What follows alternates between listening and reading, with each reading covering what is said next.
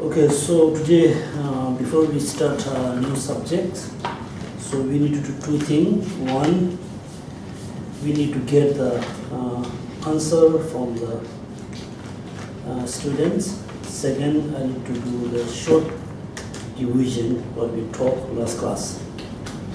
So now, can you repeat the question number one? Yes, question number one. Please explain the greatness of allowing all the scriptures to present themselves to you as instructions. This is the question number one, right? All the scriptures to present themselves to you as instruction. Okay, so I didn't get the name. I don't think many, so it's not here. Okay. Daddy is not here. Second, Adora Chu. Not here. Not here. What? Then He's scaring people away. Soli. Soli? Soli? Yes, that's Sholi. Okay, Sholi. Please explain the first one. The greatness of allowing all the scriptures to present to you as instructions. The scriptures here, I have written here in my notes here, the scriptures are referring to the words of the Buddha. Sonam, Yes. we must use the Mac. The mark.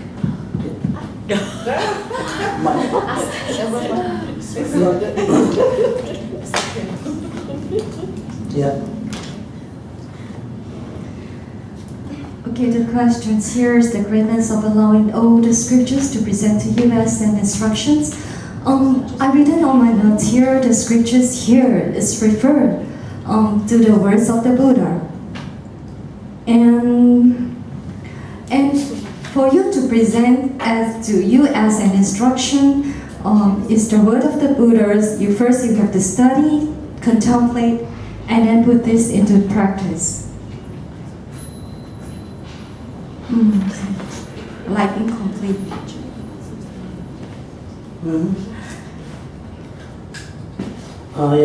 She said the scriptures refer to the Buddha words, right? Not only that, the scripture, all the Buddhist scriptures, which is taught by Buddhas, other Buddhas, also which is taught by other masters, all the Buddhist scriptures presented themselves to instruction. That means all the Buddhist texts, the texts which is taught by Buddha Shakyamuni, taught by other Buddhas, also which is taught by Bodhisattva or very ordinary people, we must think all the Buddhist texts are instruction for you to achieve how to achieve nirvana or Buddhahood.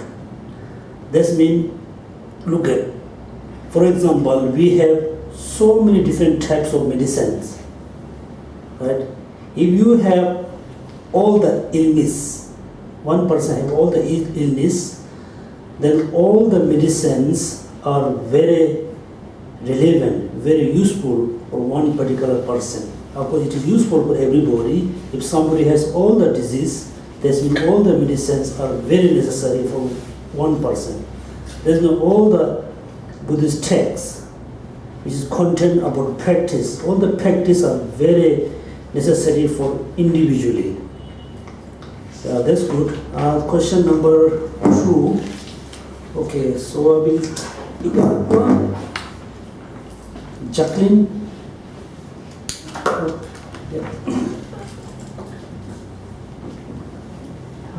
Question 2 is explain the greatness of allowing you to easily discover the true thinking of the victorious one. So the victorious ones gave us 3 fundamentals of correct views. Number 1, renunciation. Number 2, bodhicitta. Number 3, the right views of emptiness. Mhm. So, through the Lamrim study, we are able to know these 3 fundamental, which is the Buddha's teachings and scriptures. Okay. The greatness of allowing you to easily discover the true thinking of the victorious, right? Actually, Buddha spoke so many different things. So among the many subjects, 3 are the most important one, right? The renunciation, bodhicitta, and understanding of emptiness. Among the 3, the emptiness is the true thinking of the victorious one. Emptiness is the most important one. That's why Buddha, whatever he taught in order to understand emptiness, in order to achieve Buddhahood. So the Buddhahood is the achievement. The emptiness is the most important weapon, or cutting the root of the suffering, root of the afflictive emotions, root of the samsara. So root is the ignorance, the weapon or method is the emptiness. The emptiness is the true thinking of the Buddhas. So when you recite the 3 fundamental paths, then you must understand how to understand emptiness.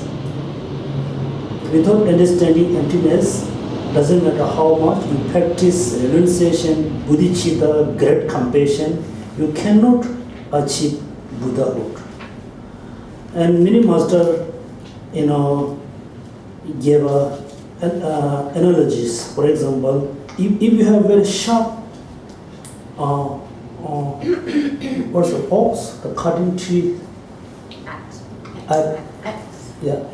Let's say if you have very sharp, enough sharp for the big kind of weapon, it is a very good sharp you can cut. If the weapon is not enough strong, you cannot cut the tree, even though it has a good sharp. So in order to cut the big chunk of tree, you need equipment which has a sharp as well as strong enough. Understanding of emptiness is having very good sharp. Bodhicitta, other practice are make it look like stronger. So there's been all the practices are included into only 2, wisdom and methods. So either you can practice wisdom or you can practice methods. Also when you practice wisdom, you shouldn't forget in your mind practice of methods. When you practice methods, you shouldn't forget practice of wisdom. You must practice 2 of them, conjointly. Okay, this is a really good answer. Thank you so much.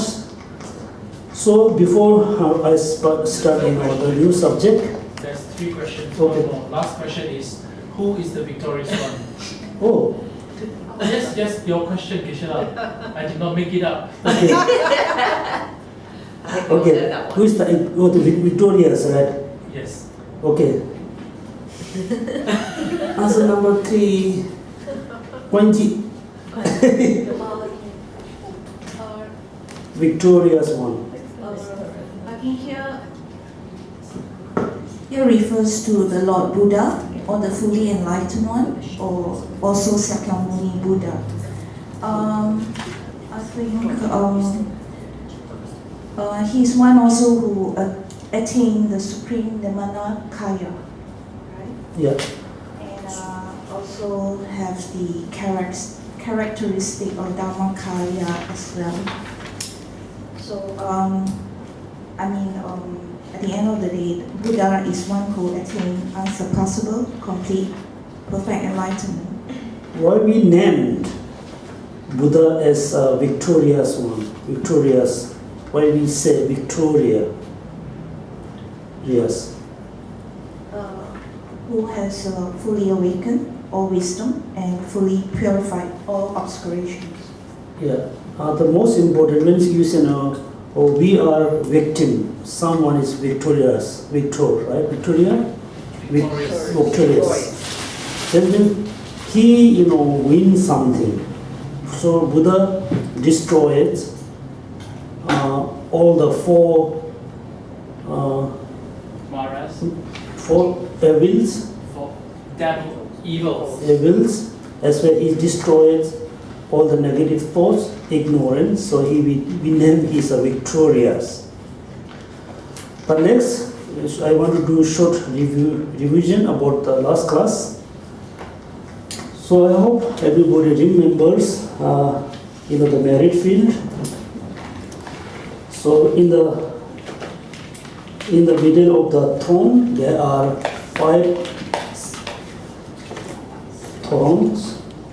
5 thrones for the the 5 gurus. In the middle for the your root, the root guru. In front is the other guru. In the right side is the Maitreya Buddha. Left side is Manjushri. Behind is the Vajradhara. So you can, when you visualize the merit field, you can visualize 2 different ways. One, you can, for example, this throne is for the Maitreya Buddha. Top of the land, you can visualize Maitreya Buddha, and all the guru, you can visualize as a Maitreya Buddha.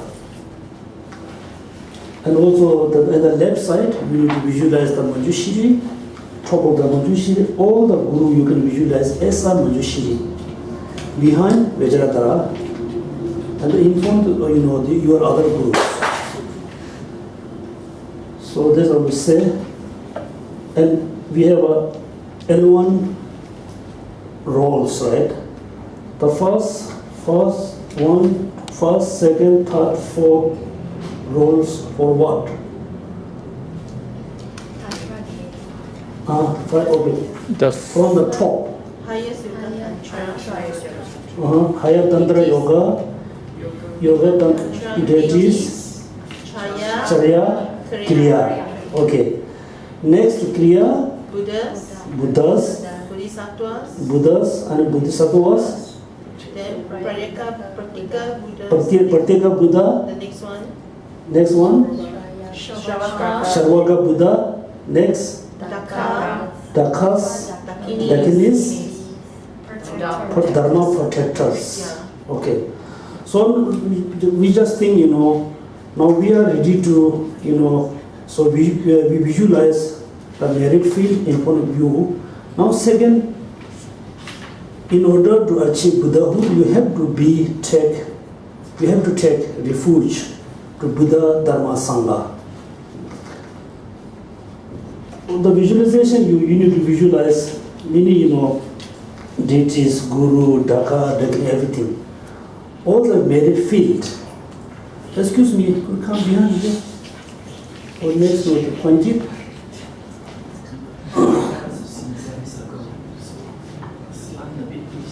Yeah. So all the merit fields are, we must include into 3 refuges. All you can say, Buddha, Dharma, Sangha. All the gurus, you can include into Buddha. When you say, I take refuge to Buddha, you just visualize all the 5 gurus. According to like a Tibetan Mahayan tradition, we say, I take refuge to Guru. Then you should think the 5 gurus. Buddha, Guru. Then second, I take refuge into Buddha. The Buddha must include the 5 Tantras deities and the Buddha. Okay, you can see in the number 2, 1, 2, 3, 4, 5, include into Buddha. The Sangha, okay, before I explain Dharma, then next, Bodhisattva, what is it? Pratika. Pratika Buddha and Sharvaka Buddha, Dakas, Dakinis, all the Dharma protectors must include into Sangha. Okay, then when you I tell people to refer into gurus, you must visualize the 5 gurus. Buddha, the 5 tantric deities as well as Buddha. And Sangha include Bodhisattva, Charaka Buddha, Pratika Buddha, Buddhas, and all the Dharma protectors and the Dakas and Dakinis. All the merit field you must include into in a 3 refuge. When you say when you don't recite separately, if you say Namo, I change refuge to Buddha. Then 5 gurus include into Buddha. The Dharma, I hope you remember, Dharma here refer to 2 meanings. One, the Dharma, the book, scriptures, you can say this kind of the conventional Dharma. Then when you say I take refuge into Dharma, then you need to visualize, you need to think all the gurus, 4 tantric dakinis, deities, and as well as all the Buddhas, Sangha. You need to visualize all of them thrown as a kind of puthi, like a textbook. Okay, everything changed. Look at, we have a textbook over there, the long one, right? In the Sharan. Because all the gurus, Buddha, Sangha, all of them reach high level of practice. Everybody has their accomplished the renunciation and understanding emptiness, great compassion, all the practice accomplished, all the practice are Dharma. Dharma, there's 2 types of Dharma. One is the sound, actually carry the meaning. Second, the real practice are the Dharma. So when you say I take refuge to Dharma, you shouldn't just remember only book. You should think all the practice are transformed as a scripture, books, textbook. So Buddha, Guru, Buddha, Dharma, and Sangha. Geshe Lobsang, is for the Dharma, we say that there are 84,000 collections of Dharma. Yeah. Then it says that it's all the words and the teachings from the gurus, and then from the Buddhas, and then from the Sanghas. Will this be more than 84,000? All the Buddhist texts we can include into 84,000, include into 84,000. But all of them is commentary on. There's not separate than the 84,000 scriptures, 84,000 teaching. And also all the 84,000 teaching we must include into 3 baskets. All the 3 baskets we can include into the shortest paramita, praja paramita. A is the shortest praja paramita. Okay, so that's mean all 84,000 scripture include into 3 baskets. 3 baskets include into the shortest praja paramita. So when we say Dharma, you shouldn't think Dharma is only the verses, not only the text. Also Dharma is referred to the actual meaning. The actual meaning is we have to cultivate in our mind. For example, the text says impermanence. When you hear the sound, you just hear the sound about impermanence. But at the actual meaning, we have to cultivate in our mind, actual Dharma. So dharma is referred to all the practices. So now, okay, so there's a very different ways you can take refuge to Buddha, Dharma, Sanghas.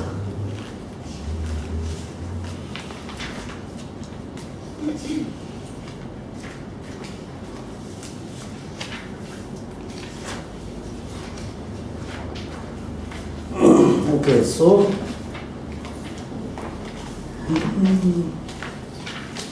right now, the merit field we visualize in order to take refuge. Okay, we are not visualized in order to purify our negative karma. We are not visualized in order to accumulating merit. There's a two different one. We visualize in order to take refuge to Buddha, Dharma, Sangha. So that means all the merit fields, including three refuge.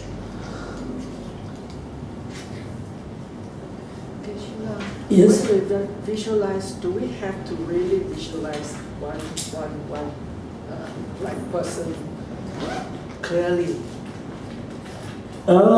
It's very much depends on the practitioner.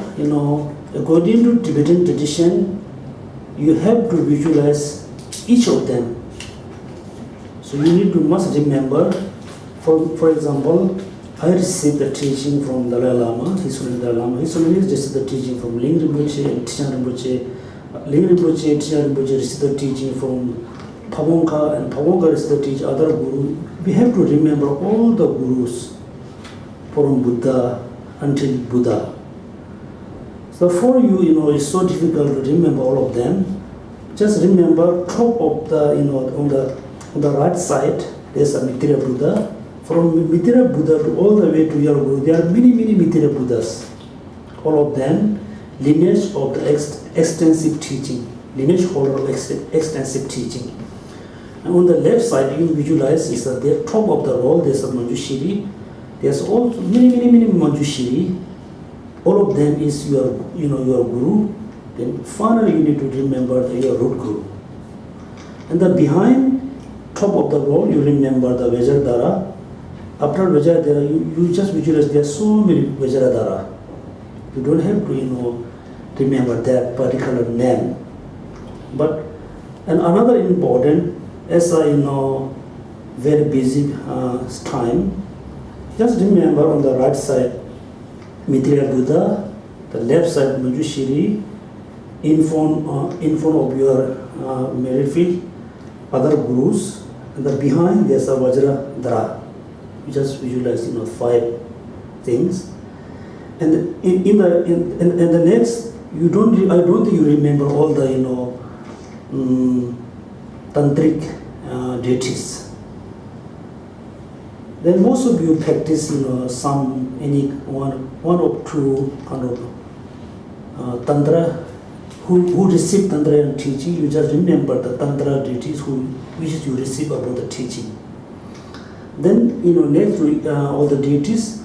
Then just remember the medicine Buddha, 35 the Confucians, the Buddhas, so and so. If you have time, talk a lot. If you don't have a time, just remember the 5 important gurus. Yeah.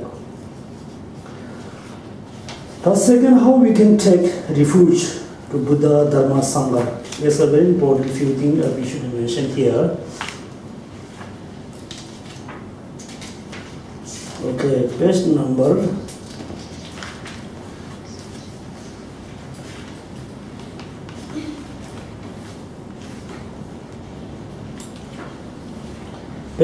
134. So when you are, debating, I take refuge in the Guru. You focus your intention on the 5 sets of gurus and take refuge while purifying nectar descend from them. So when you take refuge into gurus, okay, you can recite, I take refuge to gurus again and again. Recite the verses many times together. Just focus on 5 gurus.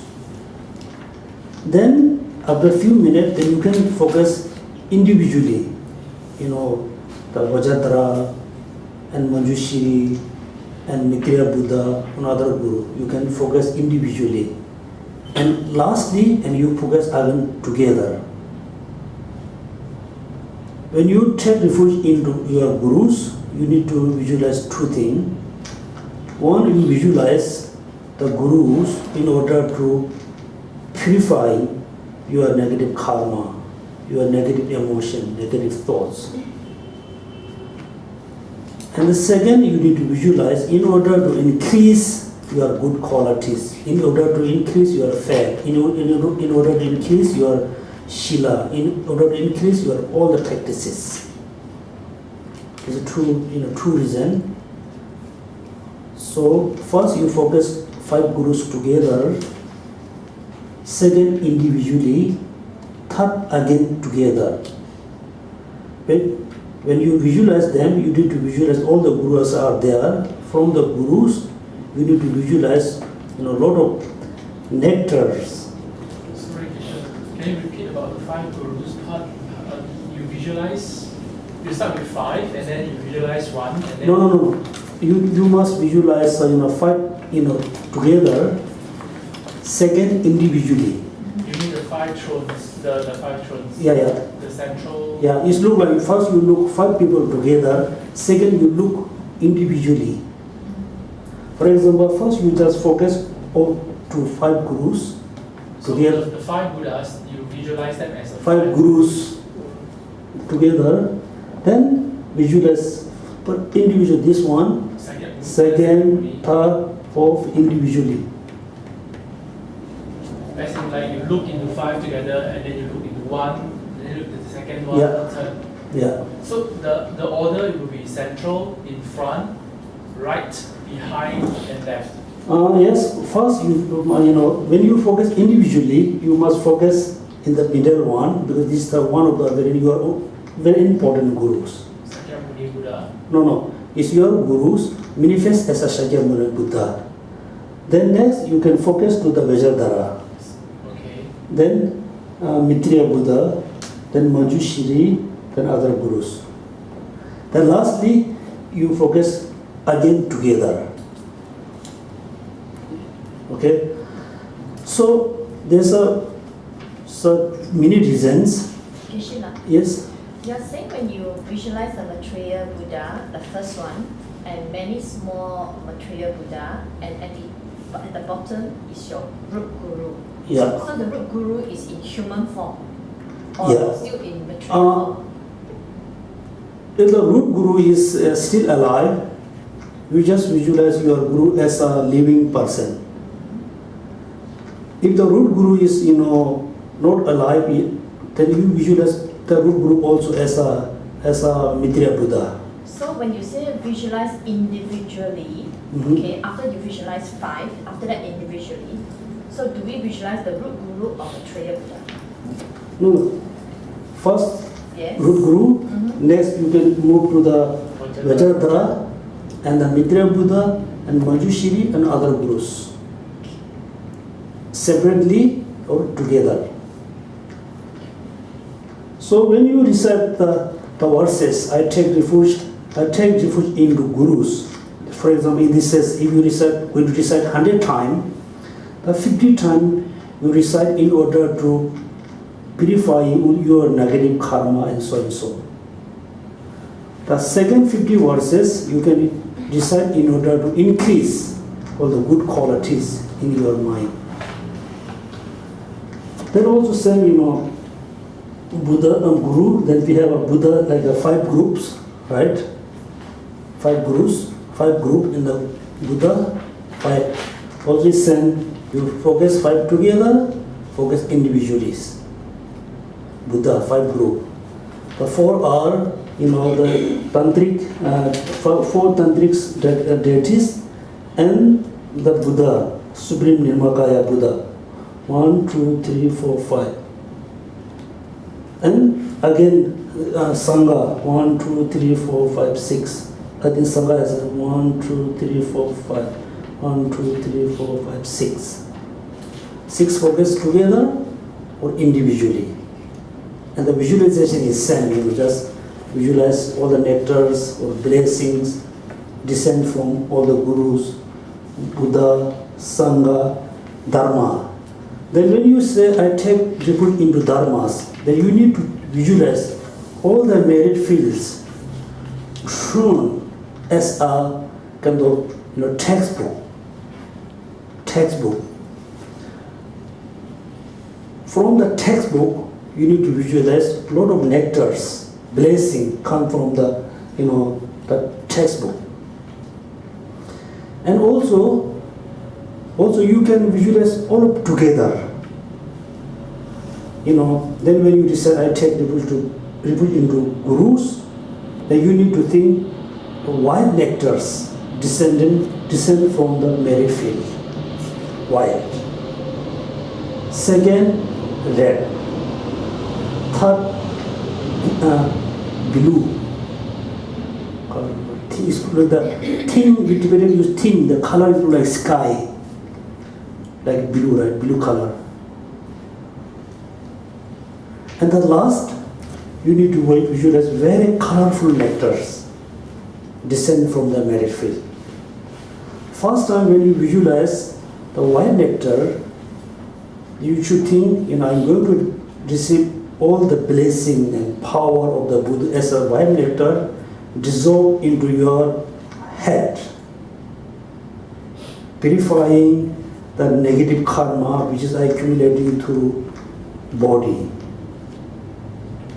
Second, the yellow nectars descending from all the merit field dissolve into your neck, think in purifying all the negative karma which is accumulated through my speech. Third, the blue nectars, power, blessing come and dissolve into your heart. Think purifying the negative karma, purifying all the negative thoughts, which is the karma which is accumulating through your mind. The last, when you visualize the very colorful nectars descend from all the merit field, it dissolves into three placed together, all together. Then you should think is purifying all the negative karma which is accumulated through my body, speech and mind. And you shouldn't think that when you say I body, you shouldn't think the body which is right now you have. You should think which is I accumulate the body which I took, the beginningless time. So because we took a lot of many life, this life, previous, many lifetime. So right now we have a lot of karma which is accumulating through our bodies, this life body or previous life bodies. Also we have a speech, we have a karma which is accumulating through our speech. The speech or this life speech or the previous life speech. The mind, this life mind or the previous life mind. We shouldn't think, this life, I don't think I accumulate, a lot of good bad karma because I didn't do a lot of bad things. Yes, we haven't done really bad thing in this life, but we had done so many bad things in the previous life. Also should think I'm purifying all the negative karma right now. So, this merit field we need to visualize in order to take refuge to Buddha, Dharma, Sangha. Also Sangha, I said many times, Sangha here referred to the practitioner, who has seen the emptiness, through directly, not like through conceptual mind. It doesn't matter male or female. The practitioner who reach the third part, the seeing parts, they are the Sangha, which is where we take refuge.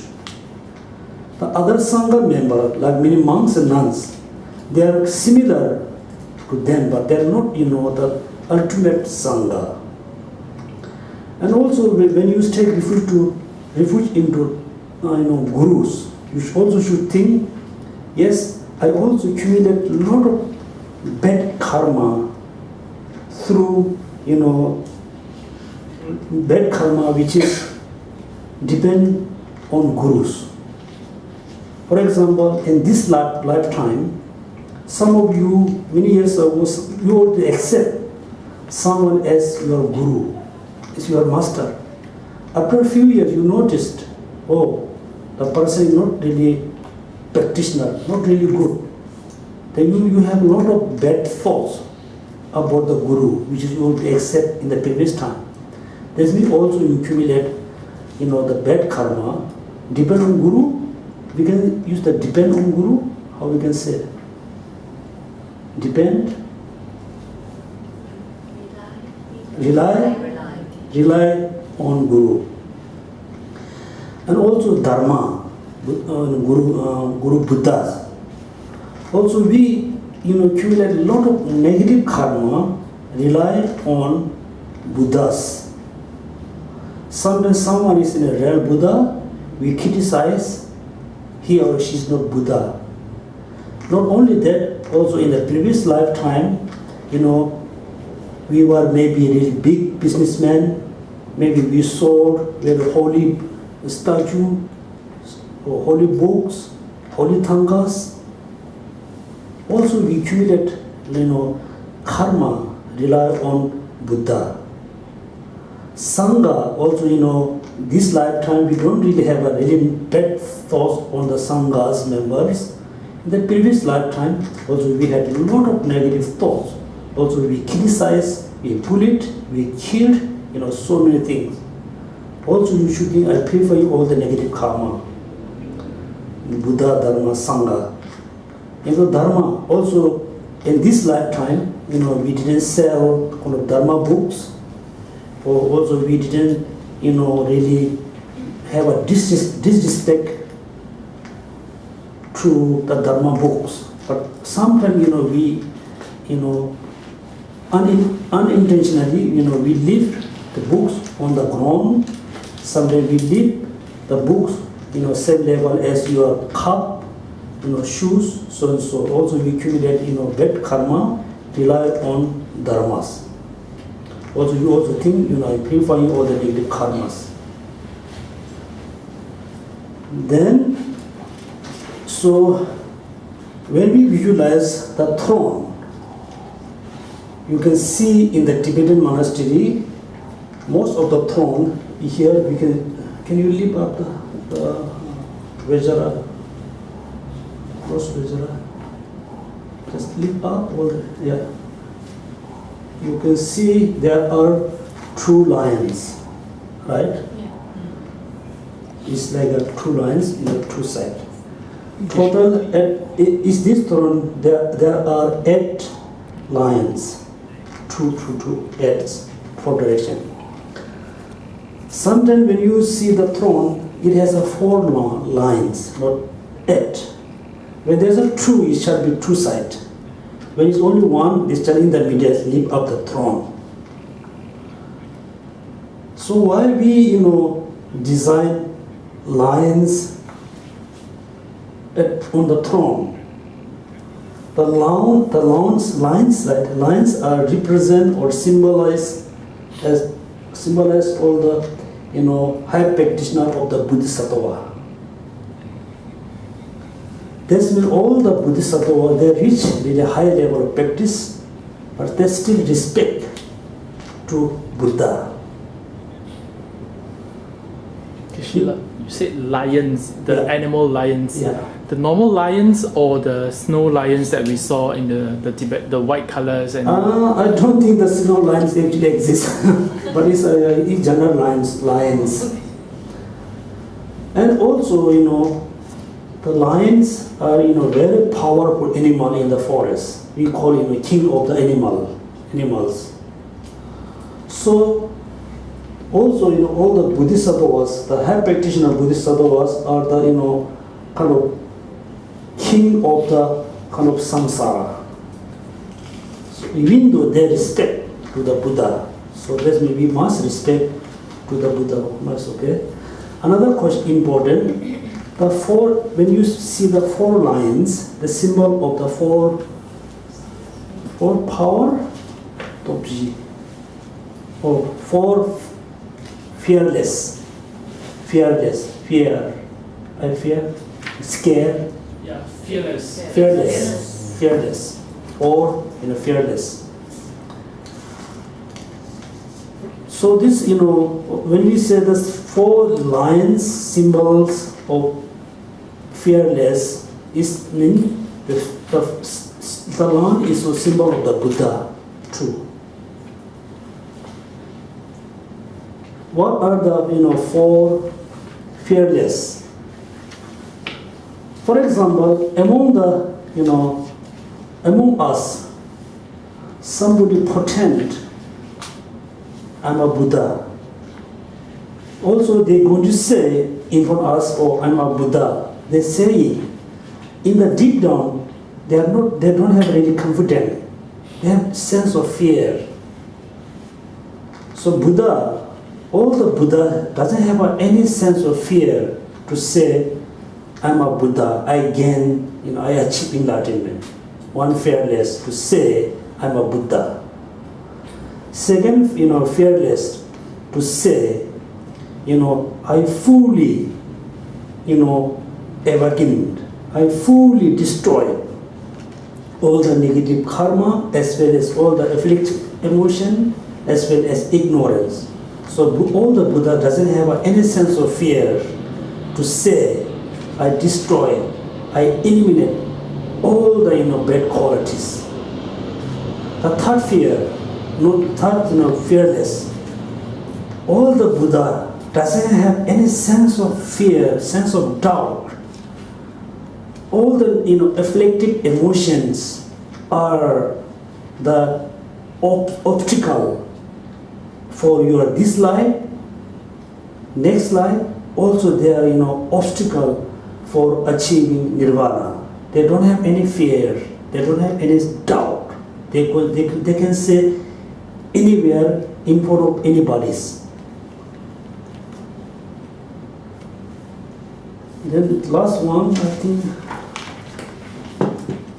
somewhere.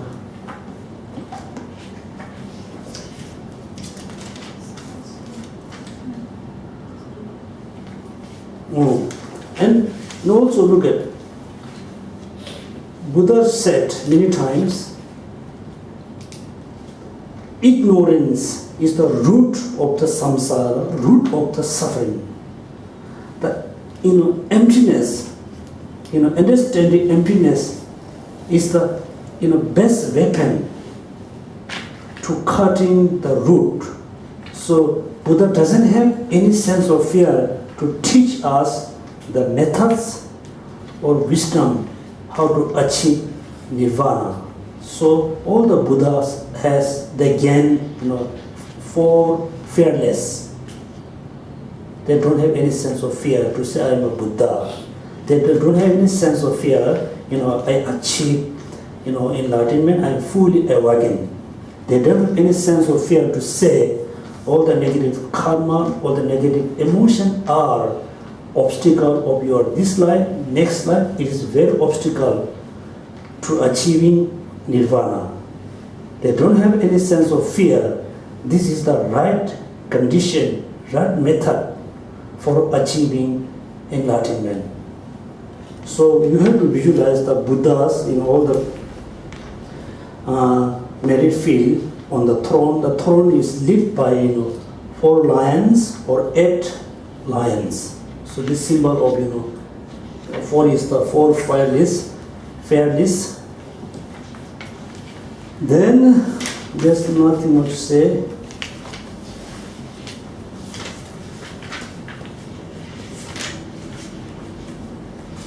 So now, okay, you already visualized the merit field. Now you are ready to take refuge take refuge. So in order to take refuge, you need 2 very important conditions. What are they? two very important conditions.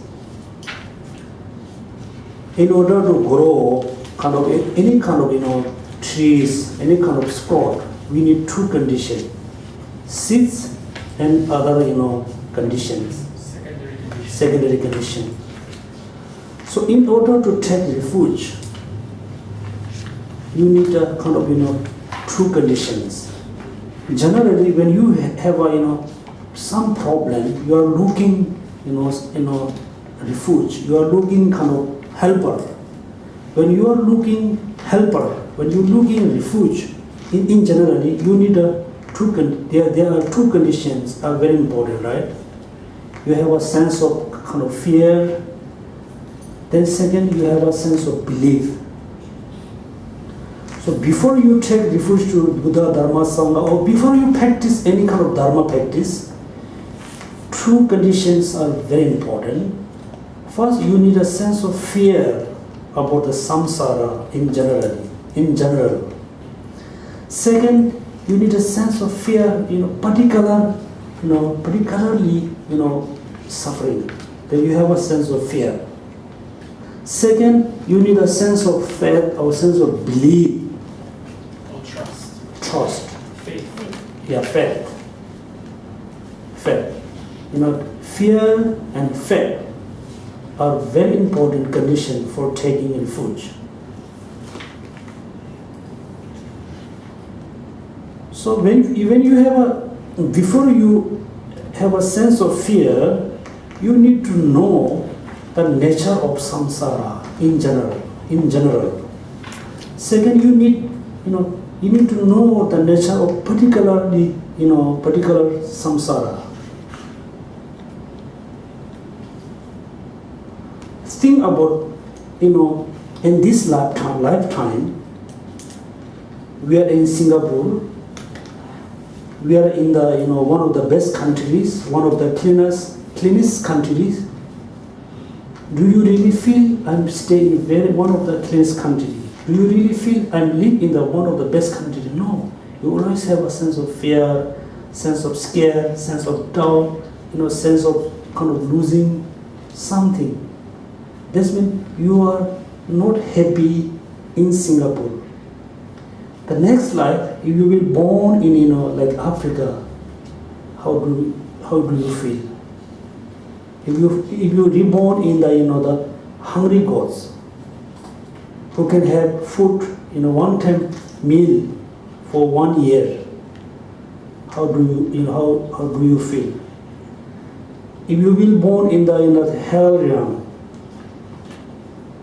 how do you feel? Just think about the nature of samsara, then you can really feel, you can have a sense of fear. And also think about, the duration of the samsara. So that's why there's somebody asked question to Buddha, is there an end of the samsara or not? Is there an end of the samsara or not? Buddha didn't answer directly. Buddha answer depends on you. If you seriously follow the paths, there's an end of the samsara. There's an end of your samsara. If you don't seriously follow the practice, there's no end of the samsara. So look at, we have to stay in the samsara for eon and eon. So if you think the duration, then you can have a sense of fear too. The sense of fear is a very important condition to take refuge to Buddha, Dharma, Sangha, sense of fear. Then belief. When you have a sense of fear, then you are looking, then you are searching, who can guide me how to overcome the samsara, who can teach me, who can help me how to overcome samsara. Then look at. So for example, if you have a kind of serious kind of physical problem, then you always sense of little bit fear, kind of unhappiness. Then you are looking some kind of the best condition. After you looking many times, many everywhere, finally you're going to know, yes, the Guru, the Buddha, the Dharma, Sangha are the best, refuge. I must take refuge to them. Then believe, right? Believe. Thus, due to two conditions, then you're going to take refuge. They are the very important cause. So, top of them, two causes are the very common cause for the Mahayana practitioner or Hinayan practitioner.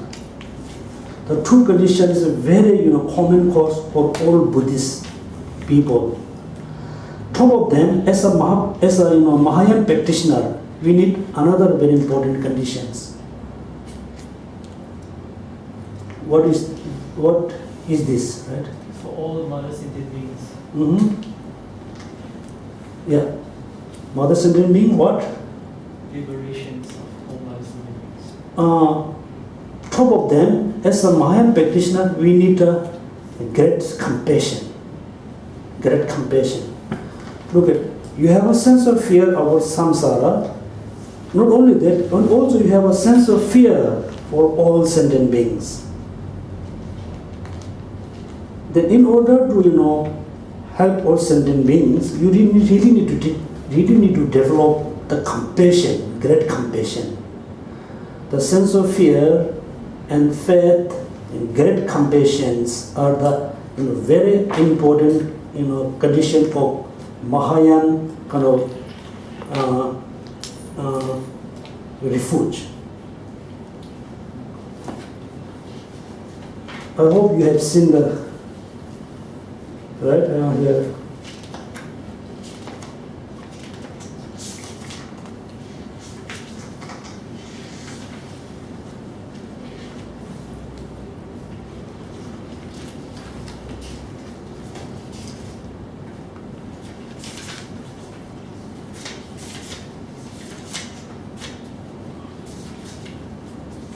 Interpretations.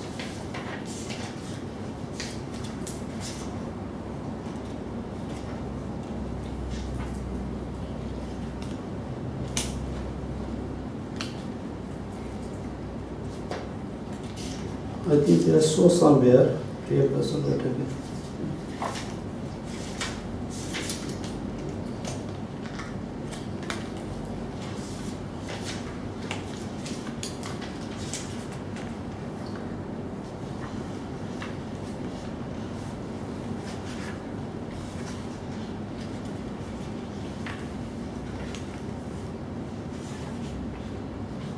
So there is here I said the uniqueness of the Mahayana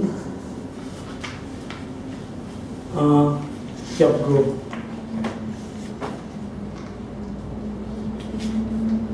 So the first two are common condition for the Mahayana practitioner and Hinayan practitioner. Top of them, the great compassion is the unique condition of the Mahayana practitioner.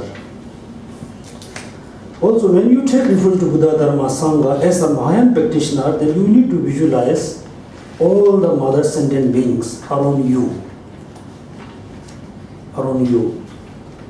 Even though the sentient, the sentient who are animals, like the sheep and cow or pigs or another, form, you need to visualize all of them as a human being around you. And that moment, at this moment, if you visualize, all the mother sentient being around you, actually someone is kind of cow, someone is a pig, someone is a fish, someone is other creature. If they manifest as a human being, if they are able to speak with you, will they speak, kind of speak out kind of happiness situation or suffering situation? All of them are going to speak, kind of very kind of difficult situation. Nobody going to talk with you, very happiness kind of situation. Think about right now. There's 100 kind of cows. They're going to kill tomorrow. if they manifest as a human being around you, they're really going to ask you, help. They're really going to ask you, protection from you. That means when you visualize all mother sentient being as a human being, as a human being, everybody could ask you, help me. So we have this problem, that problem. If you visualize all sentient being as a human, manifest a human being, it also increase your faith, also increase great compassion. It increase bodhicitta. So you must, visualize all sentient being around you as a human being. And also not only that, also when you recite, I take refuge into Buddha and Gurus, also you should think all mother sentient being also recite with you. Also, also not only that, when you recite another kind of mantras, another kind of chanting, you should visualize all sentient being also reciting with you, chanting with you, doing prostration with you, offering with you. They also, also other sentient being also accumulating good merit too. Okay, then there's, before we move to the next subject, anybody has any question?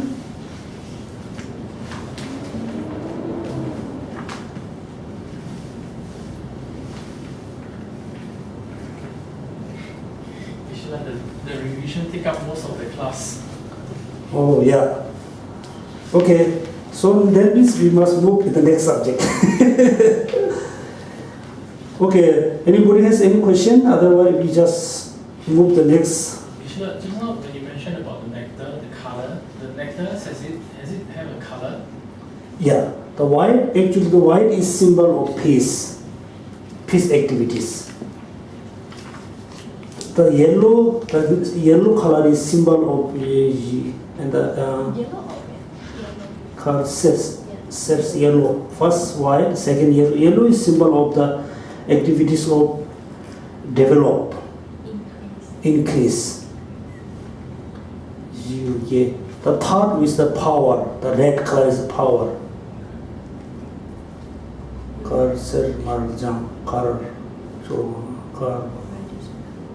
And if you say, if you connect with the Tantrayana, then you can say that the kind of the black nectar is symbol of the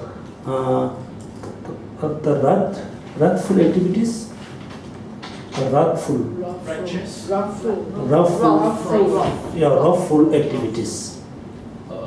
Example of wrathful activities.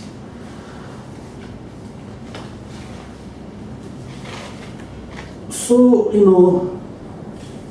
even though your day-to-day life, when you recite some mantra, when you practice, you must practice in order to kind of have a, peaceful mind or long life.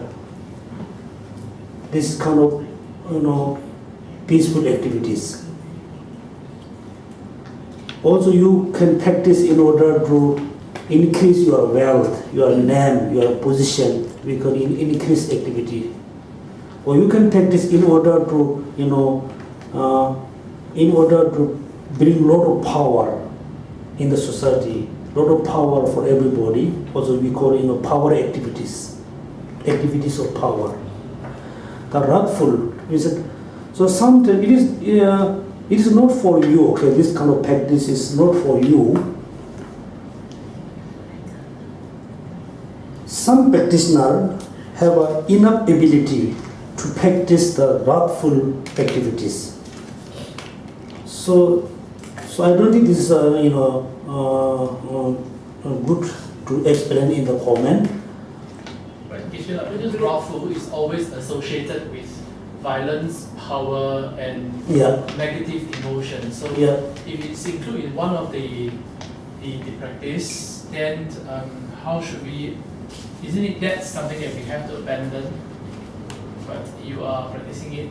It's kind of like enhancing the negative. It's nothing hunting. For example, all the the dharma protectors are manifest in the wrathful.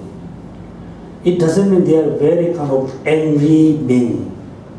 They manifest as a wrathful, but the main cause is great compassion. For example, when mother, when mother kind of yelled to the child, at that moment mother became very angry. In the deep down, the mother has very sense of compassion for the child or children. Yes, it's like when you see the wrathful deities Yeah. guarding the guardian protectors. Yeah. They look very angry, Angry. fierce, Yeah. but they're not. They're fiercely protecting. Yeah. Yes, so Yeah. that's the. That's why kind of Yeah. So this can be so wrathful that the wrathful activities are related to the only link with the Tantrayana practice. Geshe can confirm. So the nectar color is white, yellow, blue, or what we can add? According to Sutrayana practice, colorful. Colorful as how many colors? So many color. As many colors. Yeah, like rainbow. Okay. If you want to link the practice with the Tantrayana, then you need to visualize the black nectar, the black color of nectar. Only black. Yeah, the last one. What about blue? What is it? Below is Karo. No, there's no below. Karo, Serpo, Marpo, Karser, Mar. Karser, Mar. Yeah, colorful. Yeah, colorful.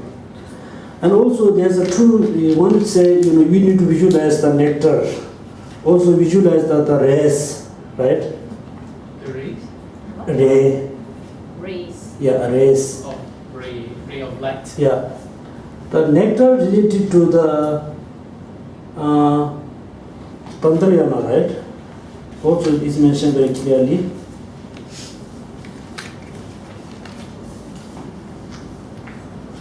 Do you see Karpo?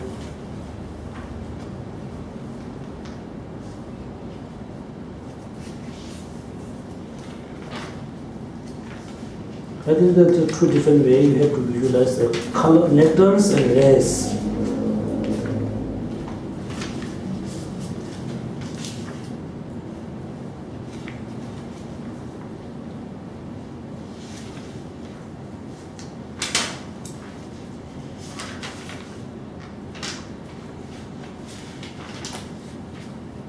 I think rays, nectar is linked with the Sutrayana practice. The rays is linked with the Tantrayana practice.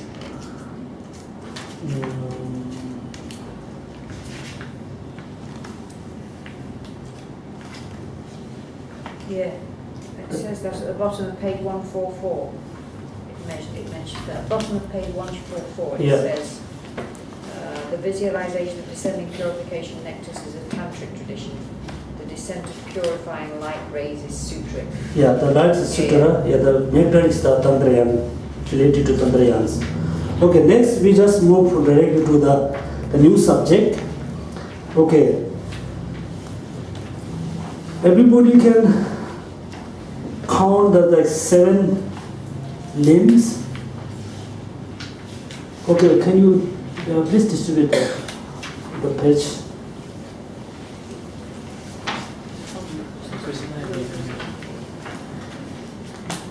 From after the visualization until the 7 limbs, there's a lot of pages. They are not much related to your practice. So now we go direct to the 7 limbs.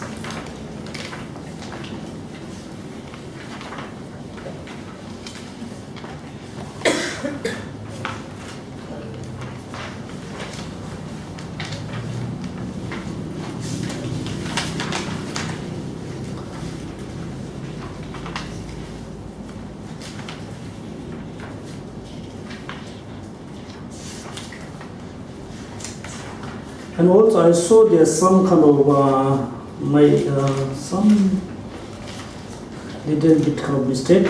I'm not sure. On the page number 105, the preparatory of duties. The first is the cleaning your room. Second is the opening offering without deceit. And number 4, petitioning the merit field. Number 5. Right? Offering the 7 limb prayer and a wall mandala.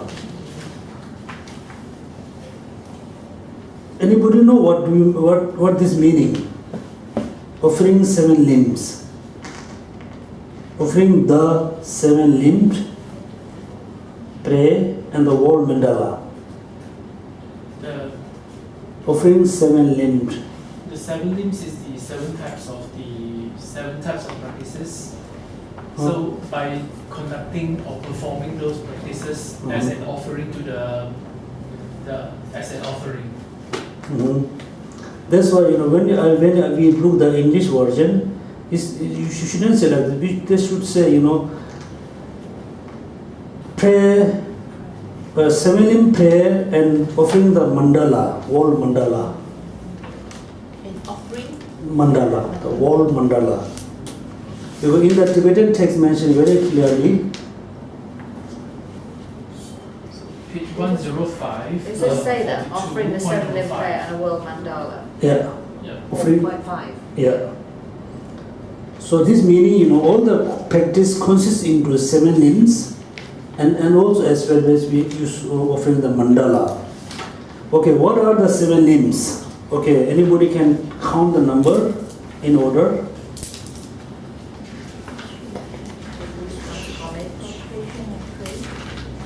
Sorry? Offering. Prostration. And praise. After that. No. Prostration and praise go together. Yes. Right? Second offering. Confession of sin. And okay, number 1, okay, prostration and praise. Number 2, Offering. Number 3, confession. confession, Number 4, rejoicing. rejoicing. Number 5, requesting field of Dharma to return. Number 6, praying. And number 7, dedication. Dedication, okay. 7 limbs, 7 limbs are what? So right now we just know the numbers. First we know why they are very important. The first, the prostration. It can be, accumulating the bad karma, also accumulating good merit. Most importantly, the practice of prostration is the best antidote of ego. Ego. Somebody has a very strong ego. They never never pay respect to others. When you do prostration, so you are totally surrendering, supplicate to the Buddha, Dharma, Sangha. So prostration is one of the best antidotes of ego. The second, offering. Offering, there's 2 offerings.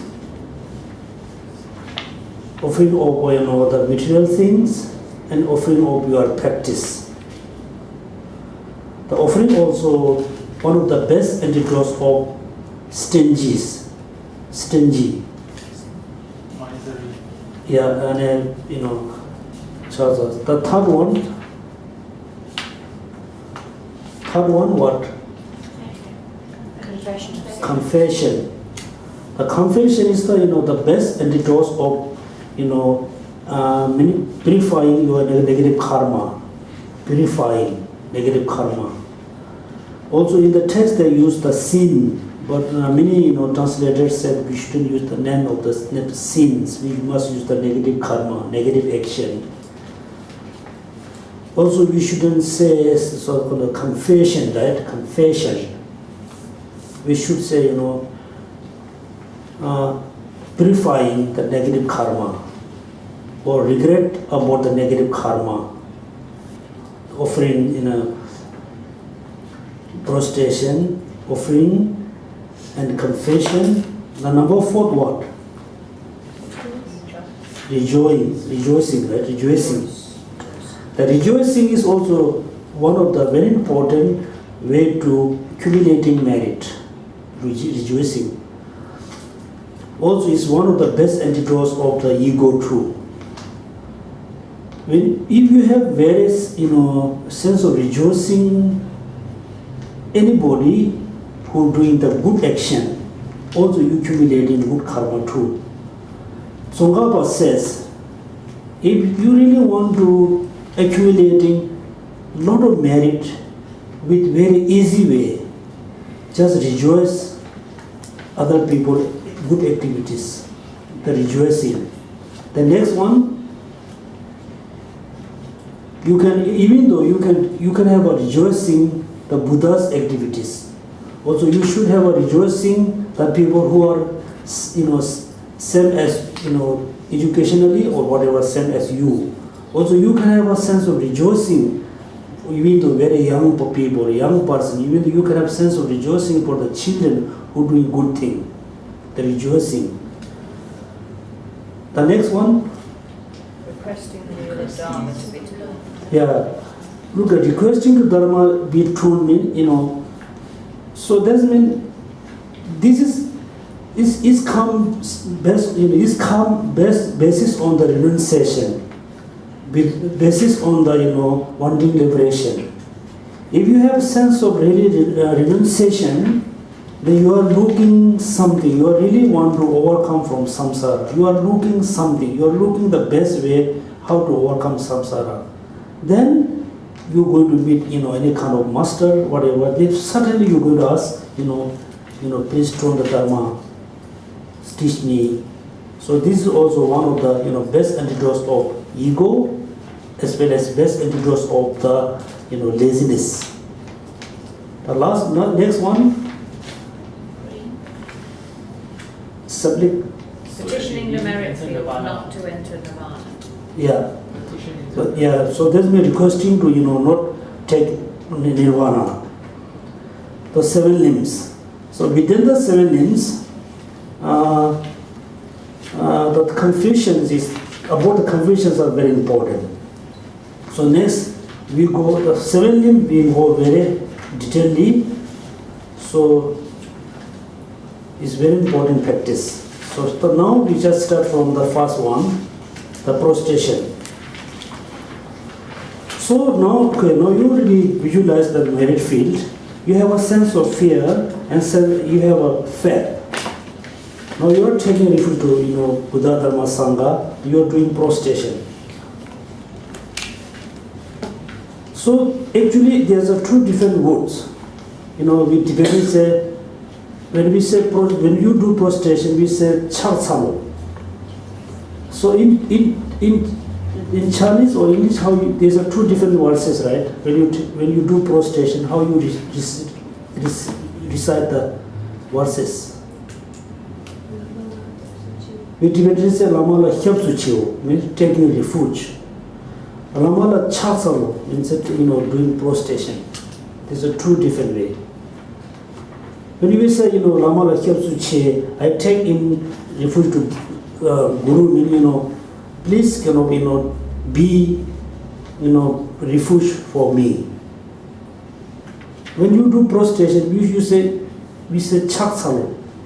In English, there's 2 different ways or not? I prostrate. I prostrate. Yeah, I prostrate. Yeah, when you do prostration, you must recite, I prostrate to Buddha, Dharma, Sangha. And also as I take refuge, Buddha, Dharma, Sangha. But isn't it the actions of prostrating itself already prostrating? You need to still have to say that. You have to say, prostrate. Yeah, you have to say I prostrate. I prostrate. But Krishna, can you also say Namo Buddhaya, right? Namo Buddhaya, Namo Dhammaya. Yeah, this prostration. Namo Buddhaya, Namo Dharmaya, Namo Sangha. Namo means prostrate. Namo. Yeah, we have to recite that verses. I take refuge, I prostrate. But Namo, as is the words, is translated into homage. The English word that is homage and prostrate is similar. Homage, prostrate, respect, prostrate. And also, I hope you remember, shouldn't mix the take refuge and prostrate. Is the merit field is same, the motivation is different. One is I'm prostrate, meaning I'm totally kind of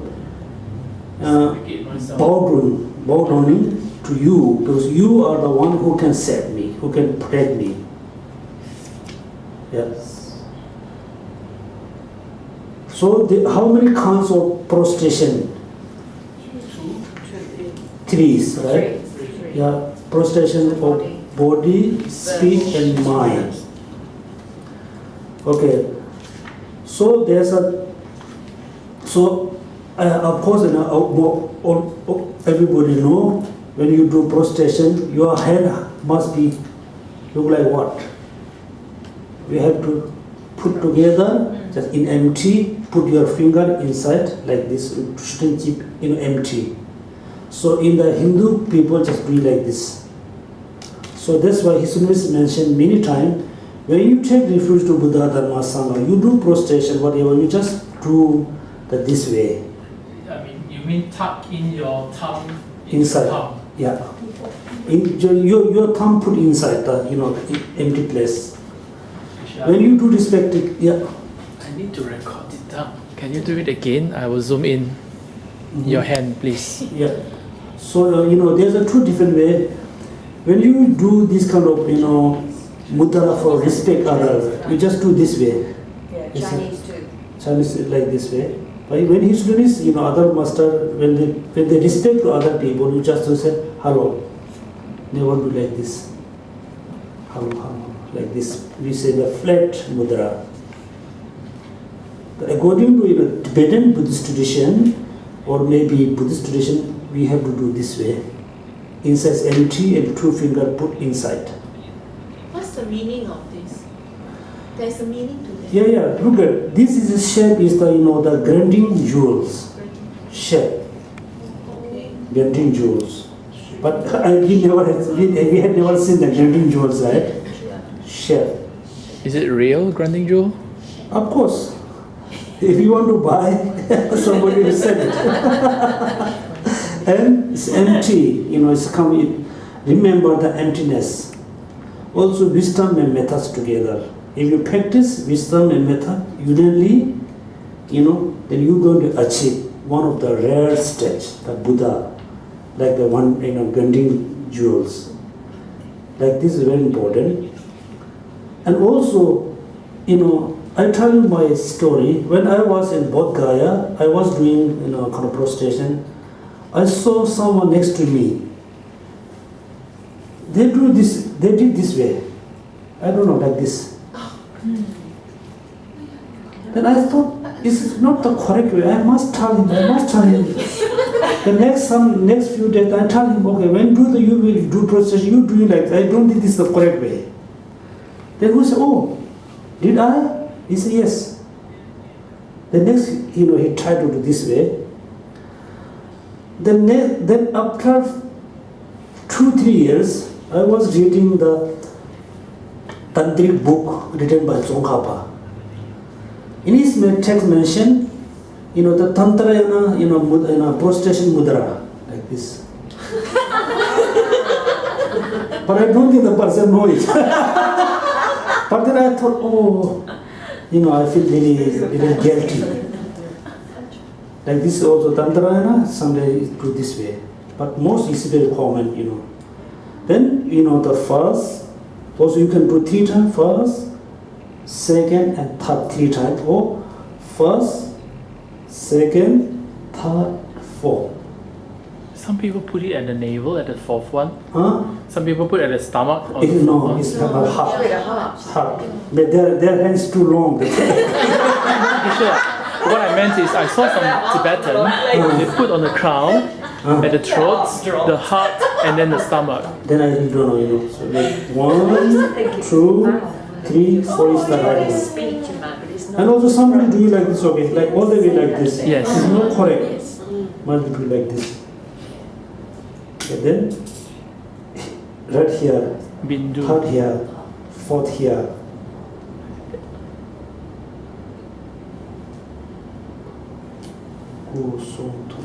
In the body, also speech.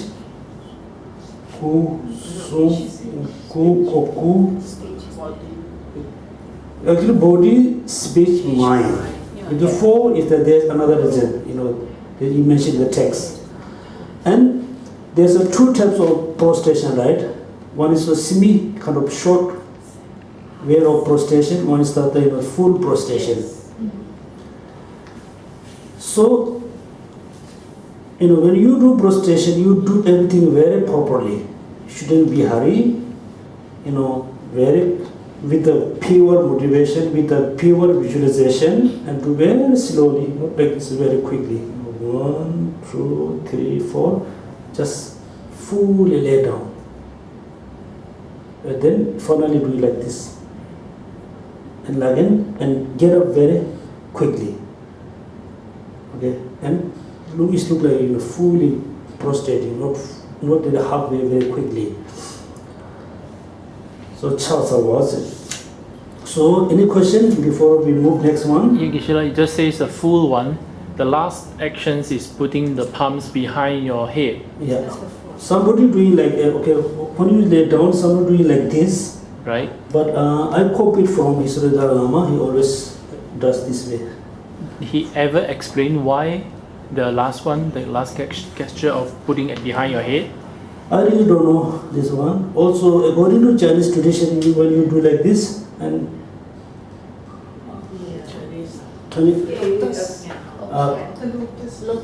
lotus, also maybe lotus, also visualizing, getting blessing. Yeah, doing an offering. It's also a good way. So whatever the culture is good. But we must know the reason behind why we doing this, why we should do this, why we shouldn't do this. I think, I'm not sure whether I recall correctly, the palm, I heard His Holiness says that actually place on your forefinger. Just put inside. But I heard he gave a teaching, he said forefinger. Like touch here? Yeah, and then he closed it. Or maybe. And then he says that these two must join, and then it's like, it's not flat, but it's joined like a... This is a different mudra. When you during any session, sometimes they mention you do like this way, this is a different one. Normally this is the correct, like this, put inside. Just inside. Look at the Avalokiteshvara in the mudra, like this. You shouldn't have to touch like this. Maybe there's a reason. We call this the lotus mudra, like this kind of doing like this lotus mudra. Can't bend my thumbs. Yeah. Okay, whatever. So this is kind of thing. So we just stop here. So 4 limbs. The next limb we go very slowly. Especially when we start the confession, we must do very detailedly, very important. Okay, so I will send, so please read again about the seven limbs. I don't think everybody finished, right? Finish? Okay, so please summarize. Summarize is on this page. Summarize. Okay, oh, this is good. So you distribute the paper, right? Okay, please everybody look at the page, the paper. I just make a mark, right? 101 should be. 110. 110, right? 110, right? Yeah. In English, Jinye Sundan Choju Jigdana, right? I put a mark. You see the kind of black? No. The highlights doesn't copy, Geshe. Oh, yeah. Okay. Everybody will look at the, in English words, I protest the all lines among the human is beginning the first lamp. Yeah, right? Second line. Second line.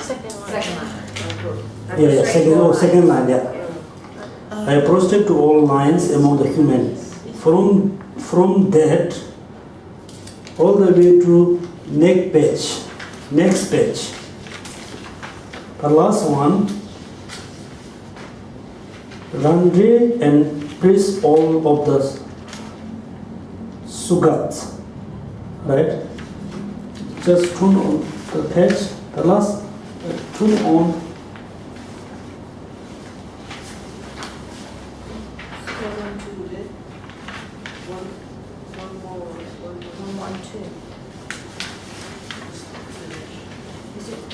Look at, I also make an offering to this vector.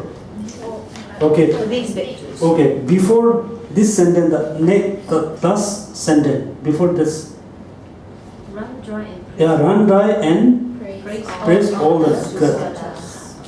Until that, from the I prostrate, until that is the prostration lamp.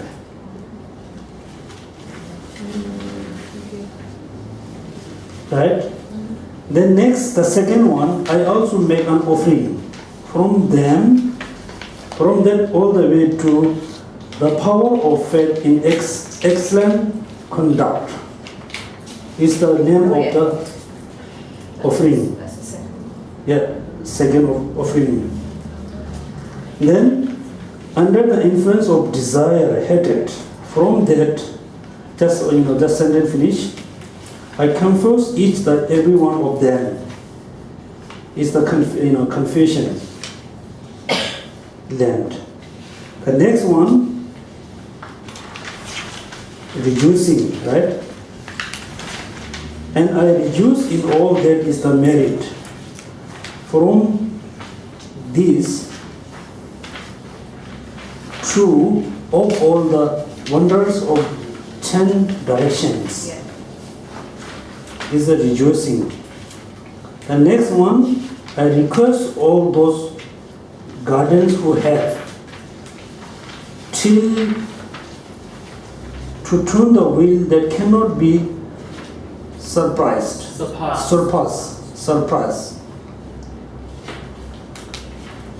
The next one, with my palm joined through the till the earth and bring all being to live wonders. Is one lamp. Yeah. Then last one, I dedicate all the way to supplication. Is the last lamp.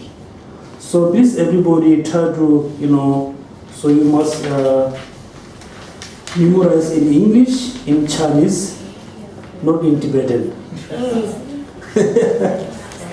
It's very important. Right? Okay, thank you. 7 minutes.